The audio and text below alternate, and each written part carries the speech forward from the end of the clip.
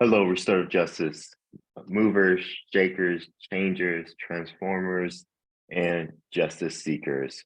My name is Xavier Graves. I'm the Restorative Justice Institute of Oklahoma's Executive Director. I'm so happy to bring you this month's newsletter for Pride Month. And we want to start right there and just thank all of our LGBTQIA plus brothers, sisters, non-binaries, trans individuals for just being you, for existing, for showing up and expressing yourself and being yourself, because every time you do, you give us permission to continue to be ourselves.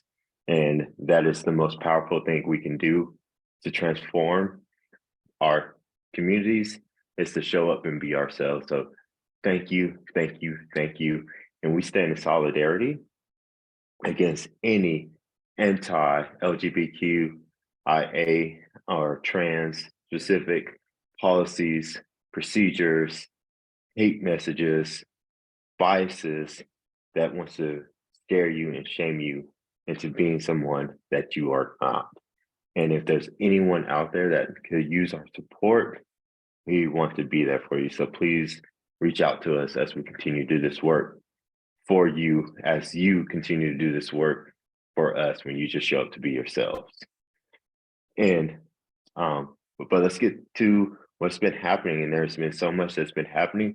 We've been growing. If you read last month's newsletter, you'll know that we added Kenesha Williams to our team, and she's already doing such great work and is making us better every day that she shows up and be herself. But also, if you worked with us last summer, you know, you probably saw this individual around, but we just are grateful to have Katie Andrews back. She was our intern last year, and you know, we were very sad when she decided that she had to go back and finish high school. But she graduated, and now she's back with us for the summer before she goes off to Southern Methodist University in Dallas, Texas, to pursue her future career in law and policy. And so she's with us this summer as our coordinator of research and program development. And she's already off to writing grants, doing research, facilitating trainings, and just being the greatness that she is.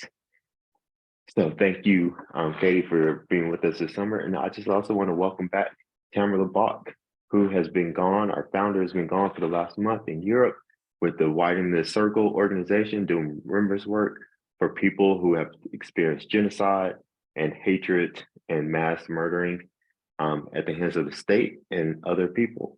And I got to talk to her yesterday when she first got back, and there's just so many insights and stories that she already has that we cannot wait to see what comes out of it here in our work here in Oklahoma, but specifically at the center of the worst race massacre in our history, the Tulsa Race Massacre on Greenwood.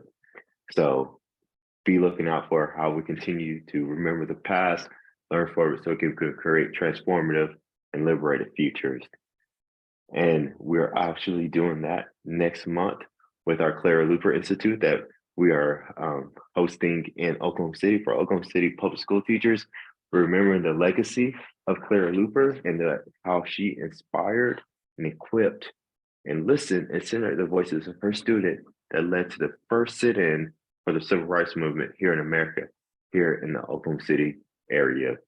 So we're so excited to be working with teachers to continue that legacy of listening, considering student voices, learning from our past, and creating transformative and liberated futures here in Oklahoma. We also had a great Circle Keeper training this past weekend. So many people walked away with that paradigm shift beginning for them, where they're starting to see the need for restorative justice and how applicable it is to all aspects of their life.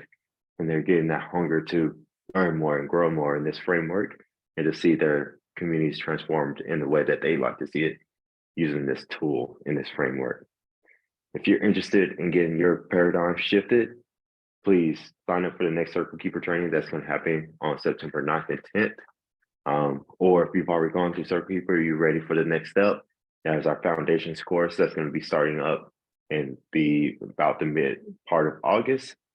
And then we're also having a teacher-specific cohort for foundations this summer, gearing up before the school year.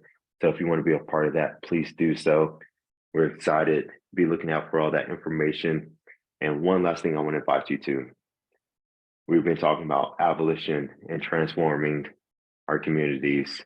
And we at RJIOK believes that abolition requires imagination, because before we can know what to tear down, we need to start to believe and dream to create the futures we want to build up afterwards.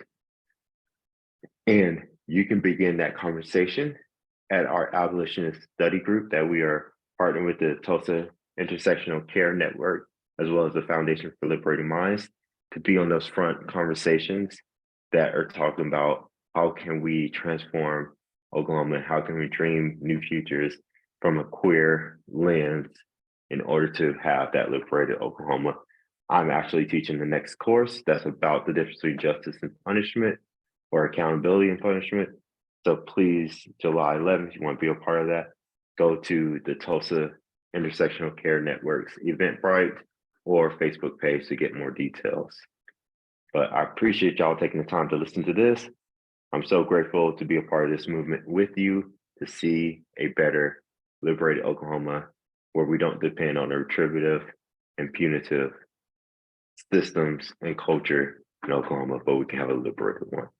Thank y'all so much. Y'all stay whole, stay healthy, stay rested, keep doing the work. Peace.